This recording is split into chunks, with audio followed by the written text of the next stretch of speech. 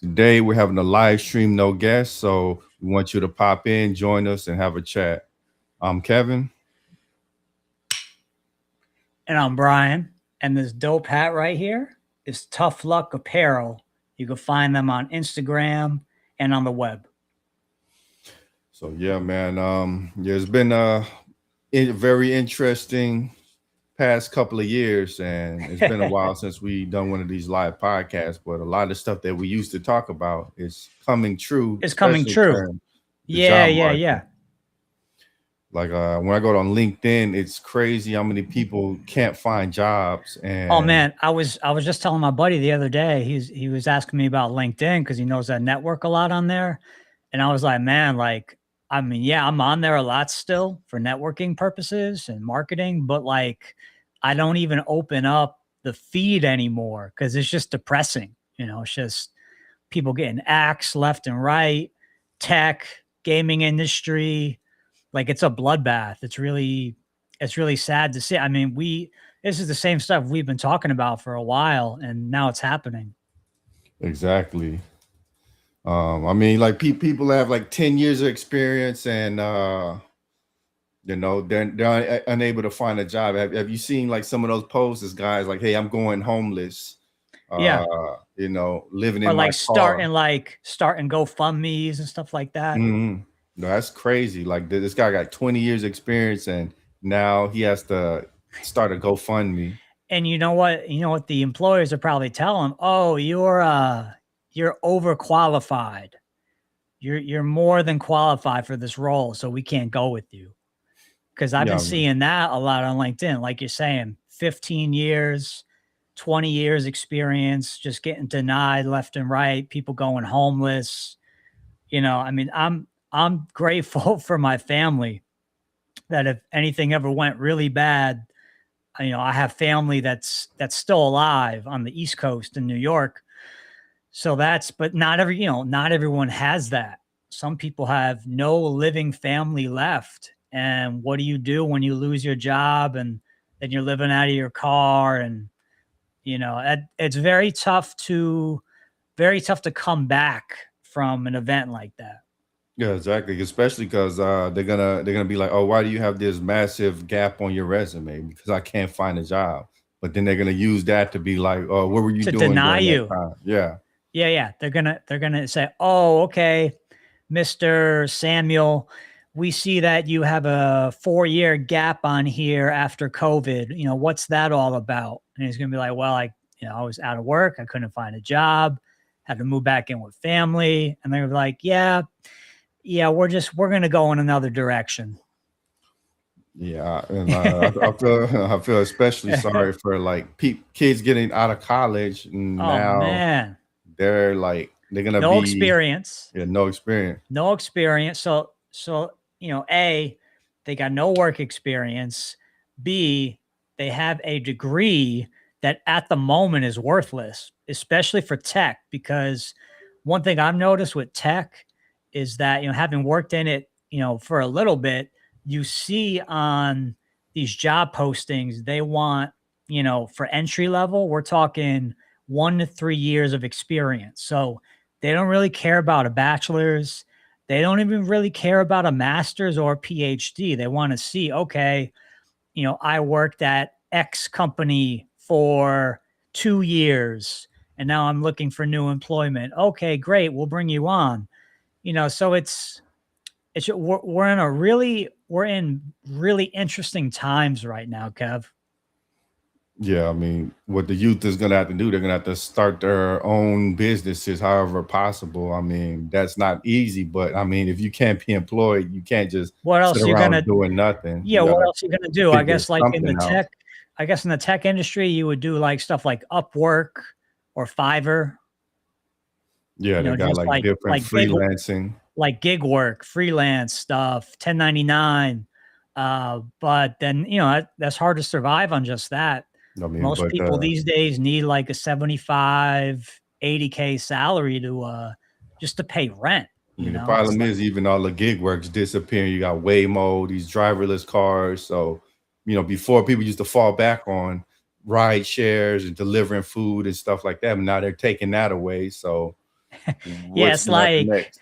the fallback option is now gone because you got robots driving cars and the humans are like, okay, well, this was my plan B. So now what do I do? Yeah, I don't know what those people are gonna do because and we've all seen that. I mean, we've all been out of work at one point. I was delivering Chinese food for a little bit. I know you were doing Uber Eats when you were unemployed. So, you do what you have to do, but if they're gonna take away the gig work, yeah, like you're saying, these younger people, they're going to have to start their own businesses and just kind of go out on a limb and see if they can build up, a network and market themselves on social media. It's not, yeah, Kev, it's not looking too good right now. Yeah, I seen a video today where it says a lot of people they're just not paying their mortgage and the banks aren't kicking them out because they don't have anybody to put in the house. People aren't buying houses, but that so it's almost like there's gonna be more that people are just stop paying their bills because they're like, oh, I can't find a job, I can't do anything. What am I supposed to do? Yeah, what Yeah. am I supposed to do? And what are you supposed to do other than like just try to start a business? But if you don't have money to buy Yeah. stuff, like what can I you do? mean, yeah, like full transparency, years ago, I was living in LA. I had lived there previously too, but I had moved back after my dad had passed. And, I had a drum business. It was called Los Angeles Drum Lessons and Hand Percussion Inc. And I had that set up and I was getting booked, I was getting students, and then Google went ahead and upgraded their algorithm. So I went from, like the first or second listing to on page 3. So no one's looking on page 3 for drum lessons. So I ended up losing my apartment. I lived out of my car for a year. I was living out in Malibu in my car, and then I would drive all the way to downtown LA to my studio during the day. So I would sleep in my car by the beach at night and then drive to downtown during the daytime. But man, that was really difficult. It was only a year, but I wouldn't wish it on anyone. Sleeping in the car is really uncomfortable. It's Yeah. bad for your back. No, I mean that's the unfortunate reality of a lot of people are going to end up having to do that, maybe get an RV or have several roommates. But I mean, if things keep going on in that direction, even that's not going to cover it. So people are going to take to the streets. So interestingly enough, today I heard a story about companies trying to put a data center. I don't remember the exact town, but they showed up with a guillotine and the reps at the data center were there and they decided to leave and they canceled their data center. So it's kind of like, the Wow. days of the French Revolution where French people are Revolution. turning more and more extreme because Yeah, they have no people, opportunity. I think people are like at their wits' end right now. We got the war in Iran going on. I don't even want to get into that. Israel, all that. So price of gas is up. I can't believe the price of food, man. Like I did a shop the other day. It was like $90 and I felt like I barely got anything. So Yeah. I don't know how people, like, I give my sister a lot of credit. She's married and she has a kid and she lives in Hawaii. And, if you don't know, Hawaii is extremely expensive. And she's barely scraping by right now. She's at home with the kid. Her husband works part-time. It's not ideal. But like you're saying before, Kev, people that are coming out of school right now. So let's say, little Jimmy, he just graduated from NYU with a bachelor's in computer science. What is he going to do? Because I'll tell you this, entry level tech jobs are being taken up by AI. So you got like Chat GPT, Claude, Gemini, all these things, these chatbots, this AI technology is replacing the entry level. It's replacing the junior web developer. So, what does little Johnny or little Jimmy do when he gets out of college with a 4-year degree and no one wants him? They're like, okay, you need 3 years of experience with React. You need 5 years of experience with Angular. They're gonna be like, look, I'm trainable. I can do the job, but I just need to be trained. And they're gonna be like, no, we need to, we need someone that can hit the ground running. That's How do you even tell your kid what to learn in high school? Because what are the job prospects that they can go to that's going to be safe? Like even medicine and law, sooner or later, AI is going to handle a lot of that stuff. Like what is it? Paralegals, AIs doing a paralegal. lot of that work. So Yeah. yeah, I mean it's really interesting. And we talked about like the data centers, but the other interesting thing is bunkers. Like, a That's lot like of a hot topic the now. rich. These billionaires, these corporate elite people like Mark Zuckerberg, Peter Thiel. Zuckerberg, I think he's building like a $250 million compound in Hawaii. You got Peter Thiel, a Palantir. I think he's building a compound in New Zealand. So, all this is going on at the same time. So you have to, take a step back and say, wait a second, what's actually going on here? These people that are at the top of the industry, the top of just the country in general, they must know things. They must know certain things about the economy, about, maybe potential world war, and they're heading for the hills. They're building stuff in Montana, Wyoming. I've heard a couple of these places, in the Midwest, people are buying massive plots of land, So, millionaires, billionaires. So, but what do the rest of us do if there is going to be, kind of a doomsday, an apocalypse, a world war where the nukes are going off left and right? yeah, you You know, can't really what do anything. what do I us mean, normal people do? We have, we're not Mark Zuckerberg. We can't go downstairs in our bunker in Hawaii. you just trust Jesus and get away from the cities. Like, if you have the money, I would say buy some land somewhere, and start farming and Start being growing food. self-sufficient. But yeah, Yeah. like Eric said, yeah, many towns are fighting back on data centers. And yeah, we just mentioned that a little bit earlier. Like people are, I think they're going to become more and more vocal on speaking out against these data centers because they're sucking up water at an incredible rate. Like, remember I sent you the video. I think it was the Utah Salt Lake uh is dry now. Like Yeah. the water just disappeared. It's And gone. And like people think, people think it's a joke. People don't believe it, but you got people out there on Instagram doing live feeds from these, places like what was it? Great Salt Lake. The yeah, the one you're Great talking Salt about? Lakes in Yeah. Utah. Yeah. You got people live streaming and saying, look, this is happening in real time. It's not happening tomorrow. It happened yesterday. It's happening now.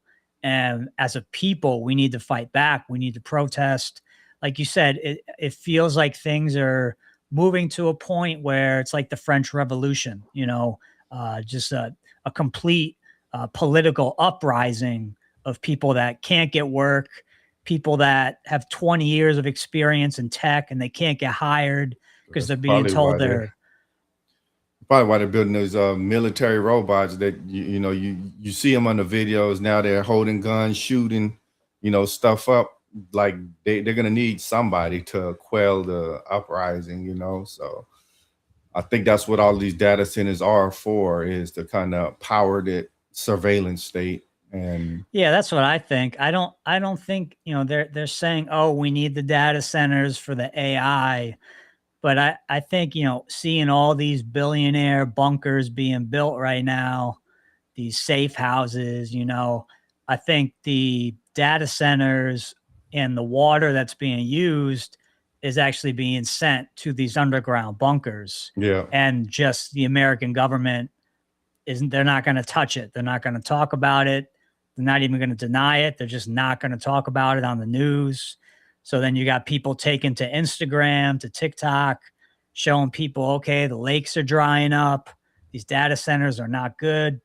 You got people protesting. We don't want data centers in our town, which is great. I mean, it's great that people are not just sitting on Facebook or Meta and like, oh, fight back, but then not actually doing anything. It seems like Americans are finally getting to the point where they're sick and tired of being sick and tired. They're sick and tired of of being underemployed, Yeah, underpaid, undervalued. probably because they feel like the voting system doesn't matter. You vote for this guy and he doesn't do anything of what you said. The rich are still getting richer. Everybody else is getting poorer. We're still in war. So it's kind of like, what's the point of voting if this isn't affecting change and they're running out of options? Like people, they start getting desperate, and it's like an animal backed up against a wall. That's when it starts to bite, and I think that's what's coming next if things don't turn around. So yeah, Eric, Yeah. you want to read what Eric just commented? Oh, look at the Colorado River drying up. Many lakes along that river are drying up to the point that they can't generate electricity, says Eric. Exactly. That's wild, man. I mean, yeah, like I said, they're not, I don't believe they're talking about it on the mainstream news, but if you go on Instagram and TikTok, you see people live streaming from these locations and showing that, look, there's either like a very little amount of water or no water. So there's something going on in the, Yeah, behind the that's scenes. that's why people don't really trust mainstream news. They're not going to tell you the real deal. They're going to give you this curated corporate form of the news, and then things just happen. But a lot of times they call people conspiracy theorists, but all of this stuff is happening. It's coming That's true. the thing. There's like, shout out to Redacted News, I think they're called. I watch their podcast pretty regularly. Their main thing is they're talking about the stories that the mainstream news won't touch. So I like to watch a little bit of that every week just to sort of get the real news that's going on in the country and across the world, because it's certainly not appearing on mainstream news channels anymore. Yeah, and then also with this lack of news, now the lack of opportunities. I mean, it's kind of like they're slowly shutting everything down. Like even online, the ability to kind of blow up, that's being taken away. Like you can't really organically blow up. You have to pay money to have your stuff proliferate now. And Yeah. if you don't have the budget for that, how are you going to have a voice? I mean, it makes me think of LinkedIn again because, I built my following not now, but I built it, over 3, 4, 5 years period of time. And I got the follower count up to 50K, but you would think it would keep growing. Okay, 60K, okay, 70K, but no, I'm stuck right at 50, like 50,700. 50,600. I can't Yeah. seem to break, it's like a glass ceiling. Like I can't seem to break through. And I think it's it's being done on purpose. Let's say that Yeah, there's no way that you just get stuck at 50K for years. Like you're just for years. skyrocketing and then it just plateaus Yeah. Yeah. completely. It's been at 50 for like 2 or 3 years. Yeah, it's not organic. But Eric, makes a great point about the concentration of media ownership being a huge issue. And whoever controls the information, they control the population, and AI is being used to generate misinformation. So have you heard about companies that buying up books, scanning it digitally, and then shredding the books? I think, once you Oh do wow. that, then you really control the information, because if the original source copy is no longer available and it's only available digitally, AI can alter, these words, and now what you thought this book said, it says something completely different. That's wild. Yeah, I mean, like, have you seen like how good AI is at just like generating video? So if it Yeah. can I mean, generate, it's to the point, Kev, that you can't tell what's real from what's not real. It's getting so advanced, so intricate. At a certain point here, I mean, I feel like we're already at that point where we can't tell, is it AI, is it authentic, and how do you how do you figure that out at the end of the day? If something looks real, if someone's talking about, attacking a country or something crazy and it's not real, how do we know? How do we verify? That's the question. yeah, they say, the AI now, they're gonna make it leave little invisible watermarks. But if the government was to push propaganda, they're not gonna put the watermark there. They're just gonna pass it off as a real video. So you really can't tell. Like I'm even thinking about kind of like highly limiting what I post on social media and my online presence because the AI is using all this information to build a profile on you, kind of place you in a category, and like even possibly generate footage of you. Like the more you give it to, the more accurate of a video it can generate of you. Yeah, I mean, because I've realized that, okay, AI is way more powerful than they're letting on. Because, I mean, I won't go into the specifics, but there was medical information that, was in my medical file. It's supposed to be HIPAA protected, but somehow the AI is advertising to me on Instagram for something very specific to a medical issue that I had in the past. And there's no way it would know. And I remember, Kev, I asked you about it. I'm like, are you seeing ads for, X, Y, and Z? You're like, no, I've never seen that kind of ad. And so it's scary. I think the AI, has access to medical records, which is Yeah. against HIPAA national law, but that seems to be the case. They're telling you that it doesn't have access to this information, but like years later, we're going to find out, oh, it really did. Now we're Oh, oops. informing you. Yeah. Yeah. Oh, we made a mistake. Have you heard about them creating custom viruses using AI? Like they creating new viruses. So this is how dangerous this is that if it has access to your medical records and all of your like DNA, it can create it can create custom viruses to wipe out certain people. And like let's just say like in a game of politics, they don't like this particular politician, so they create a custom virus to target him. And then what can you say? You can't say, oh yeah, they used a drone or missile to take him out. He's just passing away because of a sickness.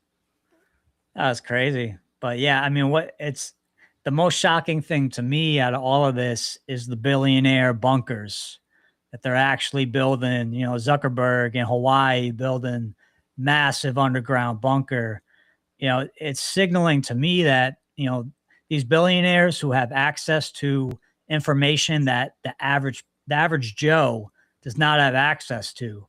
Randy and Chuck down the street don't have the same access that Zuckerberg has. So if they're seeing, okay, this thing is about to come about in the US or on the world stage, they're seeing it, they're preparing. So what are the rest of, society? What are we supposed to do? I mean, they've been building this for years, so they've been knowing that this has been coming down the pipeline for a while. And we've been talking about this for like years ago, and now a lot of it's finally happening.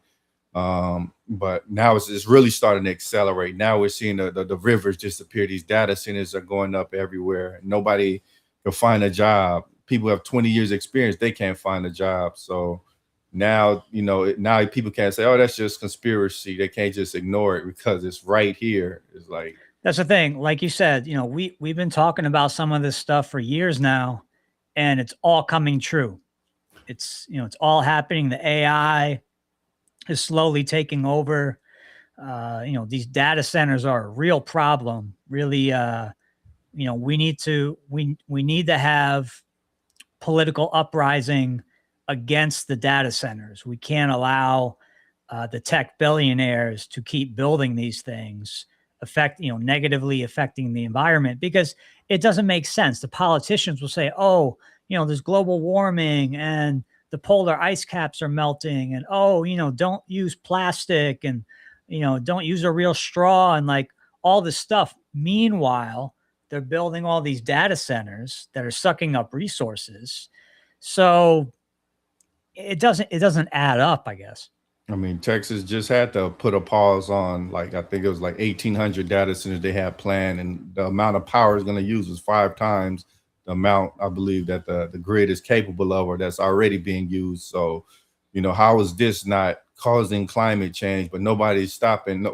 Climate change has completely disappeared. Nobody cares about that anymore. You don't hear about it, right? You don't hear Yeah, about it no exactly. more. You don't. Like You only hear what about it. happened to You what don't hear happened to about it Al when they Gore? tell us to dial it back. Exactly. Like what happened to Al Gore campaigning around, oh, polar ice caps are melting, the temperature is increasing. I haven't heard that kind of stuff in years. All I hear about are data centers now. Yeah, because there's something with that. I don't know what exactly, maybe the surveillance state, that's what they really want to push, but it's like they're going to do this no matter what. Like, unless people say, hey, we really don't want this. And, they show up and say that they don't want this. They're going to go with this anyway. But, it's just like with these flock cameras, who asked for that? But somehow these cameras are everywhere. They're recording everywhere you go, recording your conversations. I mean, the Yeah, it's only scary. difference between us and like a North Korea is they haven't like put the boot to us yet. Like, oh yeah, you said this, so you're getting locked up. You're never going to be seen again. But I feel like that's coming. Yeah, I feel like that's kind of the next rollout, that we're moving into this almost Hunger yeah. Games type world where the super elite, super rich control everything, all the resources, and we just have to take, like a dog, we take the bone that they throw, at us, for us, and that's all we get to eat. I mean, it's looking like that because all of the avenues of, if you can't find just a regular job to sustain, that's gone. Now you can't do the backup job, which is ride shares Uber and and gig all that. work. Yeah, Yeah, where else do right. you go now? Like, there's people don't know how to farm, so they can't fall back on farming. It's not, at least in the Great Depression, people own like land. So, okay, I might not be able to find a job. I have this land. I can maybe subsist on, farming, planting my own food and, doing that thing. But now people are all in cities and they have no like domestic or, like farming skill, agricultural skills. Right. So no safety net now. Yeah, I mean, I'm not wealthy, my family's not wealthy, I didn't come from money, but if I did have millions of dollars, I'd probably be doing what Zuckerberg's doing. I'd be buying land in Montana, Wyoming, just big plot of land, start farming, start growing all types of crops, maybe build a bunker as well under the house. But this is the type of stuff Zuckerberg spending, I believe, 250 million to build his bunker in Hawaii. So, not only do you have to, not only do you have to be rich, you have to be ultra rich to do this, to prepare for, whatever's coming. Yeah, and they're building it on islands for a reason because when Oh things yeah. really go down, they're gonna shut down the airport. So the rich plebes, we can't get over there. You can't get over to them. They're isolated on the island, and therefore we're gonna be left here to kind of duke it out, slug it out. But Yeah, it's like you got, the tech billionaires, the top 1% and the top 1%, they're taking off to Hawaii, they're taking off to New Zealand, maybe Europe even too. Like, people are planning to get the hell out of here. So it's really scary to wonder, what is right around the corner. I mean, to me, it's looking biblical, like with all the stuff Bible mentioned in Revelations. It looks like that's where we're headed. And I mean, obviously, it kind of sucks that we can't have a positive show like, oh, the future looks super bright, Oh, I'm just so excited about the hope and future. believe. Yeah, I mean, we would be lying if we were selling you that because it's not there. Like, that's the thing about the internet. Like, you have all these people selling you these courses, and oh, if you do this, you're gonna blow up on an algorithm, and you never have to work again. Influencers, you got influencers left and right. Yeah, it's just like it's like like the horse with the carrot. You dangle the carrot in front of them, and it never gets to the carrot, but the horse is always moving forward. That's how I feel like we're living now. Like, hey, if you just work hard, Yeah. you're gonna find Yeah. financial freedom. Oh, just, pick yourself up by your bootstraps and, work hard, and, you gotta go to college, you get a degree, you get a good job. It's like, okay, first problem with that, college degrees are becoming worthless because, like I said, at least, I can only speak for the tech industry, but in the tech industry, a lot of these places, they don't care about the bachelors. Like, I heard a story about a guy, he had a PhD in cybersecurity, right? PhD. So this guy was in school for, I don't know how long, 10, 12 years. he ended up working a help desk job because that's the only thing they would hire him to do. So even if you go out there and get your PhD in something, work is still not guaranteed. They're really looking at, okay, did you work at ABC company for 2 years? Okay, yes. Okay, great. We'll bring you on board. But if you haven't worked at company ABC, then what are you really going to do? Realistically, what are you going to do? Because you have a 4-year degree. They don't care about that. They want work experience. You can't get an entry level job because they're replacing the entry level jobs with chatbots and powerful, things like Claude. So it's looking, yeah, Kev. It's There's looking the worst. It's looking the worst I've ever. I turn 40 next year. I've never seen it this bad. The there's no way, there's no like easy way out of it because okay, you have a doctorate, can't find a job, but you have you're 100, 200K in debt, and then okay, you want to have a house, you can't ever get a house. You're renting, you're paying $2,000, $3,000, and your little job that you're working, that's probably only covering rent. So your student loans is compiling, the interest is going up and up and up and up. Like you just can't. There's like no solution out of this other than, I guess this is what they're planning is like some civil unrest. The system yeah, almost has to change at this point. yeah. It seems like we're talking about French Revolution. It seems like we're about to have an American uprising, American revolution, and everything will change once that happens. And I don't know what the world's going to look. Is it going to look like Walking Dead, the series with the zombies? Like, what kind of world is awaiting us on the other side? And like Eric said, for most tech jobs, you don't need a degree, especially for software engineering or data science. Having a PhD might be nice, but you can't depend on that alone for a job. Yeah, it's all about who you know now. Like I think that's Yeah. why something like this podcast is really good because we're allowed to talk to people we would never otherwise meet, and that's what you need now to get these jobs because people are hooking up their family and friends over some random guy. Yeah, 100%. I mean, people at the end of the day, people like to hire people that they like. People work with people that they want to work with at the end of the day. So, little Billy, he's got a 4-year computer science degree. It really doesn't matter because if little Billy doesn't know anyone, hasn't networked, like me on LinkedIn, I've been networking hardcore on LinkedIn for, at least 5 years now, built up a following to 50K. I can leverage my network if I need to. I could tap into it if I need to. But little Billy getting out of college with the computer science degree, maybe he never, he was never told by a mentor, hey, get your LinkedIn in check, get that, get your following count up, start adding people every week. Cause that's, there's no easy way about it. I added the max amount of people that you could add every single week for 3 years straight. So every single week, without fail, without missing, without skipping, I added the maximum number of people that LinkedIn would allow me to add. And I would add people from the network I went to college, school. I would add people, in New York where I am. But if you haven't done the legwork and you're just getting out of college, these young kids, Gen Z, I feel really bad for Gen Z right now because they were sold a lie. They were sold, okay, go to college, get a 4-year degree, get a job.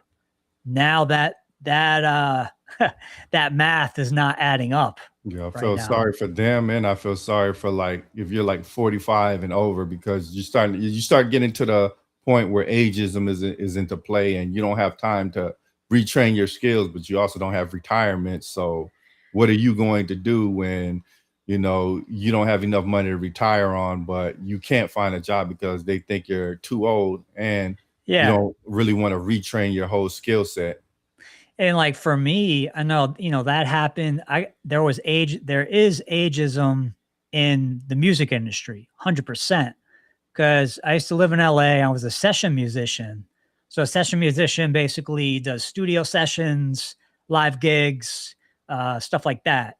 So I was getting work off of Craigslist, exclusively off of Craigslist for at least a year.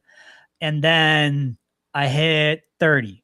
And the second I hit 30, pretty much all the jobs dried up because you would see in the the job description on LinkedIn, or not LinkedIn, you would see in the description on Craigslist, must be 22, must be 25 and younger, 27 and under. And so I'm just kind of looking at this, like, oh, and they're also saying, oh, we'll check your ID. IDs will be checked at the door. I'm like, what's going on here? So I had to shift. I had to pivot. I am teaching drums again now, but I'm not actively, I'm not an active session drummer anymore because I feel like I aged out. And only very few people get to do that work. There's very few people in LA that are getting all the session jobs, getting all the studio work. They typically use the same people over and over. So it's a real problem. So Eric says relationships are more important than knowledge. I tailor my network for better connections, not just quantity. I feel bad for long-term unemployed who have been 2 years out of work. And yeah, I think that's a huge issue. It's like people, they're being trained to have technical skills in school, but their network isn't, most people's network isn't that particularly good. So once they get out, they don't know the right person to say, Yeah. hey, I own this company. Come on and work for me. They might know like their peers, but if their peers don't have a job either, they're stuck. Yeah, it's like you go to school, you get a degree or whatever. You're not taught anything about economics and accounting, taxes. You're not taught that in school. You're not taught it in grade school. You're not taught it in high school. And then they even lately they have programs being taken away from the schools. I went to a private school for high school and there was no music program, none. So I did, all the music stuff I was doing was outside of school because there was no avenue to go down for that. And so I really do feel for people because a lot of these creative programs like music, art, a lot of this stuff's being stripped away, taken out of schools, unfortunately. I mean, I always had kind of that go get 'em energy. So I've been doing music since I was 14. And I just felt like I had that energy of I won't be denied. If I want to do this, I want to do this. I'm going to make this work.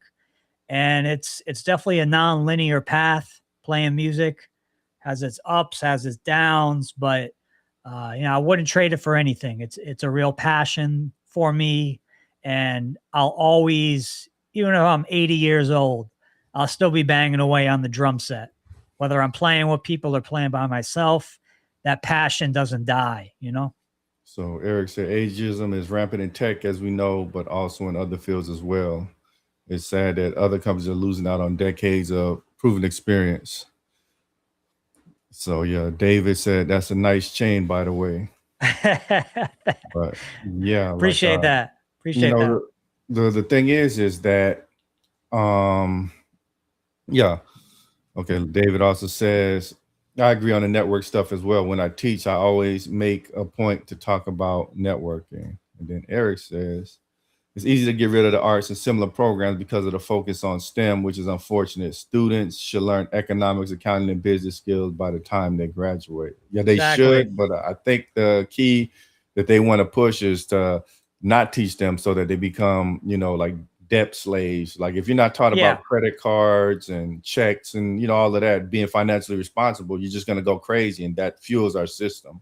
Yeah, I mean, for me, I know, there was no accounting classes in high school, nothing like that.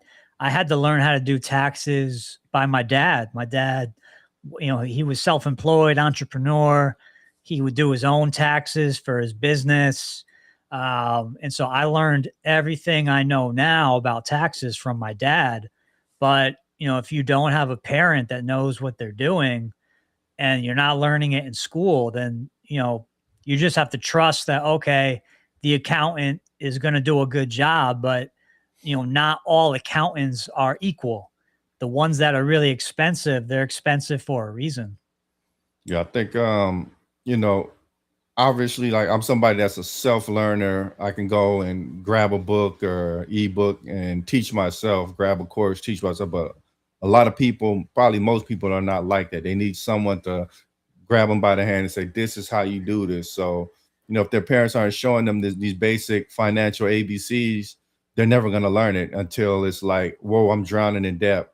I can't pay my mortgage. I can't, pay Right. off my student loans." So I think that's that huge gap is, and you know what's crazy is like the differences in quality of high school is immense. Like I went to, in Killeen, the school was okay, but compared to what they have out here in Frisco and Allen, it's amazing. Like they have like little like a news studio where you know students can do their own broadcast. They teach them real estate, Oh, wow. robotics, cooking, like Really? and yeah. How was your high school? So I went to a private school in Fairfield, Connecticut. I grew up in Bridgeport, Connecticut, kind of a working class city. And yeah, my high school, there was no music program. They did have, let's see, they did have art classes, but that was kind of the extent of the Yeah, creative stuff. So, you know, I mean, people always thought I was kind of weird growing up because I would always do my own thing. I was always in bands, always playing shows, throwing shows. So, I had, I guess you call them acquaintances in school. I didn't necessarily have close friends that I went to high school with. But yeah, like I said, I've been doing my own thing in music ever since I was 14. I've just kind of like you said, Kev, like self starter. I'll read a book and apply the book. I'll learn something from my dad. I'll apply the lesson. Okay, you want to get your first job teaching music? Go up to the owner of the studio, shake his hand, look him in the eye, say, "Hey, would love to work for you. Check out my demo, give him a CD." And that's how I got my first teaching job. Just but you didn't walked have in, shook a like hand. you didn't have these advanced programs in your high school, did you? Like let's just say robotics or real estate investing. Not at all. Not at all. Yeah, but your dad taught you. He showed you like, hey, if you want to get ahead, you need to do this. So you had a parent to teach you where your school couldn't. Whereas That's these right. rich kids, they have these hyper advanced schools, and like David just mentioned, poverty can be generational because of that. Because what people with means are being taught is completely different than what the average person being taught. 100%. Yeah. Eric brought up a good point. Um, He says in high school we did have a lot of classes for the arts, music, and similar, but that was years ago before they started slashing budgets. And yeah, that's a huge issue. I think that's why music is not nearly as good. Like one, people are not in the church learning there, and two, the school programs, they don't have as many musical programs. So Yeah, you like I said, I mean, in grade school, we had band, we had choir, we had dance. We'd have recitals and things like that, school shows once or twice a year. In grade school, I wanted to play the drums, but every teenage boy wants to play the drums pretty much. So I didn't get an opportunity to do that. So I played clarinet for pretty much from fourth grade until I graduated in eighth grade. And then I kind of, I was just way more into drumming. So that's the route I went. But yeah, at least my grade school did have a music program. My high school had none. yeah, and like you might have been a self learner. I'm a self learner, but the average person they're not. So if there's They're nobody not. teaching them, then they're never gonna get that skill. That's the thing. Yeah, Like, coming from a family of an entrepreneur's son, I was shown, okay, you want to do something, you could do it. You just got to get a plan and start slow and start stacking skills, start building towards what you want to do. And that's pretty much what I've done. I started teaching drums when I was 18. I taught at a music school, I taught at home. Then I moved out to LA. I was teaching out there freelance. So I've just always been a self starter, really wanting wanting nice things, wanting nice experiences, nice opportunities. The thing is, no one's going to this is what they don't tell you in school. No one's going to hold your hand. No one's going to give you a handout. Oh, here you go, Jimmy. No, it's not going to happen. You're going to, it's like school of hard knocks. Life is, it's like Tupac said, stay in school. Life is not easy. So we do have a brief period where you still can learn skills. You have Udemy, YouTube, so on and so forth. So, for Eric or David, what do y'all think are some of the important skills to learn to kind of prepare for the future, not just job wise, but just in general? Like me, I think maybe learning like how to repair your own car or, Yeah. do home repairs because it's so expensive now. You're probably not going to be able to pay a professional. Yeah, 100%. I mean, I think a great skill that if I were younger, I would be learning for sure is, how to grow crops, how Yeah. to grow food. Because if there's no jobs and maybe you do have land and the bank's not kicking you out because they have no new person to take over the mortgage, maybe they'll just leave you alone and you can just stay on your land and grow food and be self-sufficient. But if you don't have that skill, you're out of luck. I almost wish I learned carpentry because there's no way like houses are this expensive, like $500,000. I think there's a lot of profit built For a in there. 2-bedroom. Yeah. Yeah. You're paying like 500K, 650K, 750K for, beaten down, wore down 2-bedroom. Yeah, like the same house was like 200K and like in California, let's just say in the 70s, now it's $1,500,000. Like the price of materials didn't appreciate that much. There's just like it's kind of like a fantasy economy. So David says investing in fitness. Eric says learning DIY repairs, automotive, farming, electrical, plumbing. Yeah, many Gen Z and millennials lack these skills. And I agree because when we were growing up, we were taught to don't go into automotive because it doesn't make money. Don't be a plumber. But now that's what's making money. That's what's stable. That's what's not being replaced by AI. Because I really truly feel that no one saw this coming in terms of tech. No one thought these white collar jobs like software engineer, tech lead, web developer, no one thought that AI would be smart enough to replace these job titles. But the fact is, we have Claude, we have Gemini, we have ChatGPT, and these LLMs, I think, as they call them, are extremely powerful, extremely smart. I don't really even think the people making the tech understand how it does what it does, which to me, that's kind of scary.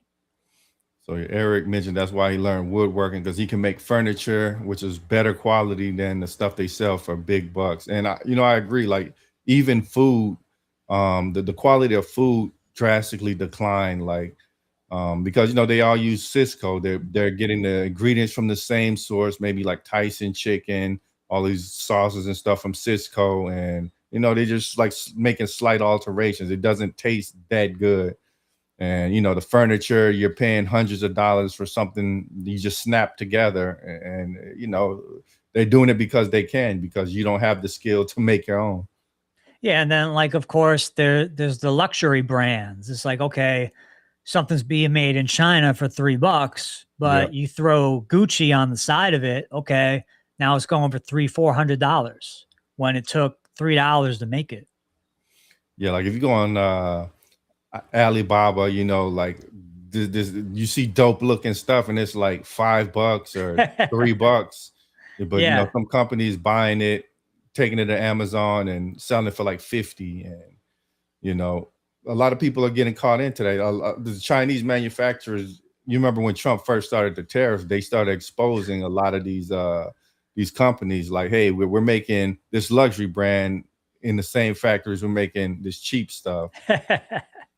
And it's all a game, really. Like diamonds now, their prices have wholesale prices have dropped drastically because China's creating them in labs now. So Oh, wow. you know, like all the stuff that were traditionally valued, now they don't have nearly the value. So you just have to think ahead and not buy it in the first place.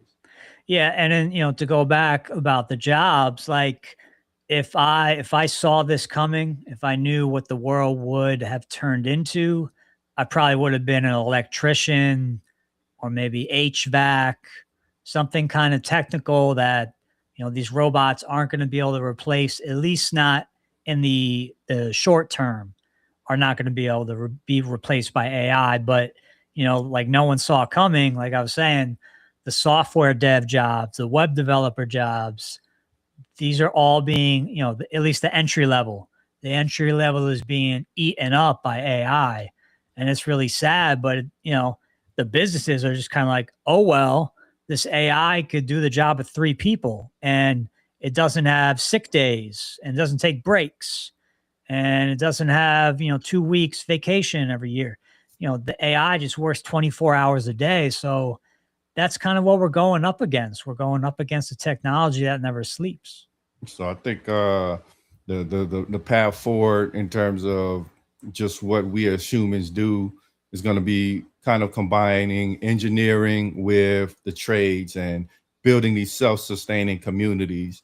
Like, okay, you have these carpenters, and then you also have these guys are electricians or whatever engineers, and they're building communities where it's powered by solar, and they're kind of utilizing this technology. Maybe they're buying robots to help farm.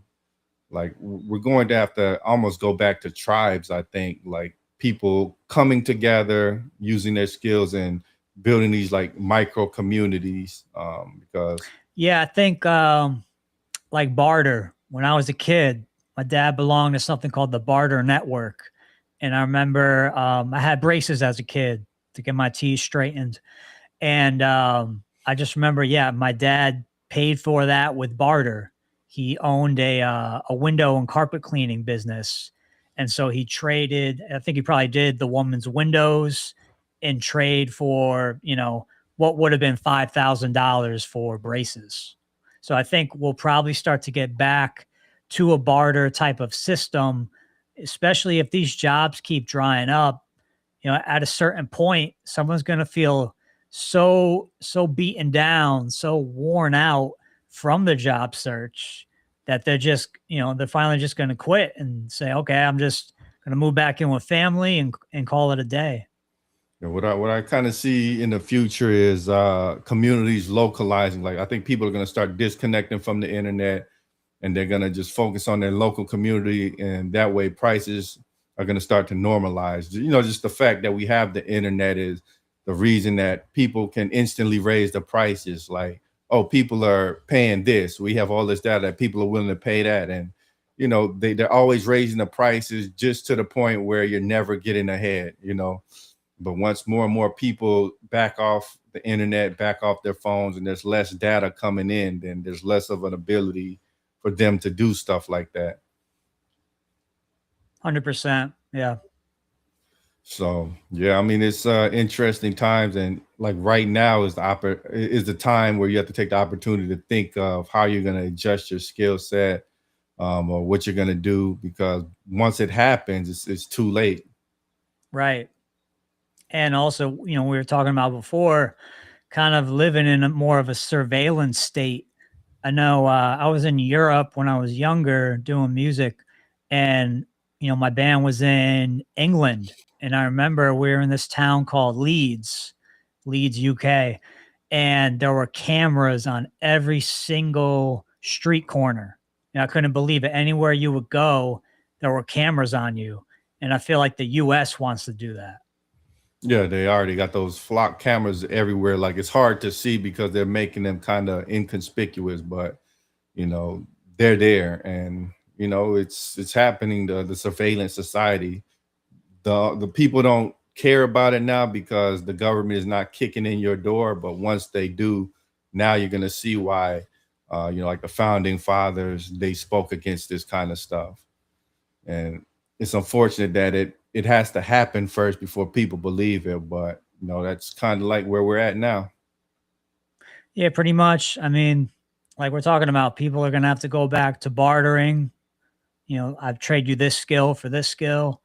I'll build, I'll build your house, but you got to give me access to your crops, or okay, I know, I'm an electrician and I'm going to wire up your whole house. It'll be all set, but I need strawberries and blueberries and grapes, so people are going to start trading skill sets for food potentially, because we're human. We need to eat. We all need to eat to survive.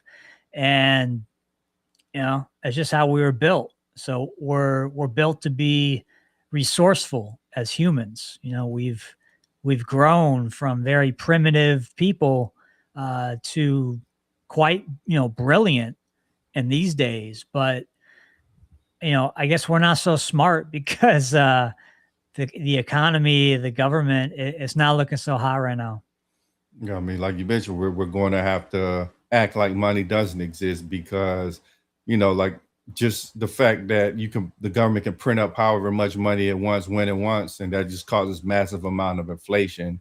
Money's going to it pretty much is worthless now. That's why everything's so expensive. So, you're going to have to build an infrastructure where you're not depending on money, where you have this tangible skill and you're exchanging it for something real. And Yeah, man. Because like I said, I did a food shop the other day. It was like $99, and I barely felt like I got anything. Even hard salami, $10 for a package, $10. yeah. And I'm just like, this is insane. And then these burgers, I like to buy it's Angus beef made by I think they're called Wahlburgers. It's the Mark Wahlberg family brand of Mhm. meat. So I like to buy those, but I mean, they're great, but they're expensive. They were, I think, $10. Now they're $14 Yeah, like 40% increase in price for no reason. Like, for no reason. and your salary isn't increasing 40% from one year to the next. So, you know, yeah. So now, That's why now is people are fed up. so That's yeah. why I could see why these billionaires are building the bunkers. They can see that an uprising is, brewing, is being stirred up in the US, maybe in other countries too. I don't know. But I know the US, things have never been this bad. I'm almost 40. I've never seen things this bad. And I have genuine concern for the future. I have no idea what's going to happen. So now is the time to get your skill set together. To really reach out to your family, strengthen your relationships, strengthen your relations with your local community. Really double down. I'm doubling down on my faith, my belief in Jesus, and we have to prepare. We can't just sit on our butts and just hope that these leaders are going to do the right thing, because they won't. You They voted won't. for many elections and They you've won't. seen that things are not getting better, but the rich are still getting richer. So, Yeah, you it's know, all money. Everything comes down to money and resources. The rich are, buying up water supplies. Water is going to be like the new gold in the future, they say. they've already told you all of this in the movies like Water World, Hunger Games. Like they pretty much gave you a hint of what the Terminator and Yeah, strangely Terminator, enough, all of iRobot. it's happening. Yeah, they're building all of this technology. They're enacting policies that are just like the movies. So, I Yeah, mean, or like even like Judge Dredd, yeah, exactly. creating kind of a police state, which I think we're already in, but it's to that next level where it's like, okay, you're plugged into a system where you've got an ID card, or maybe you've got a barcode on your neck. And the moment you commit a crime, okay, they just flip the switch from on to off. And now you have no access to banking. You have no access to resources, just employment, anything. Everything gets shut down just because you made one slip up, one bad move. So, we could like a Judge Dredd type of situation, we could be headed towards that. It's crazy to say that, but we really could. Yeah, I think it's a great note to end this one on. Sorry for the slightly downbeat show, but hey, that's the reality, guys. Better to be prepared than to be devastated when you're unprepared. But we'd like to thank everybody for tuning in.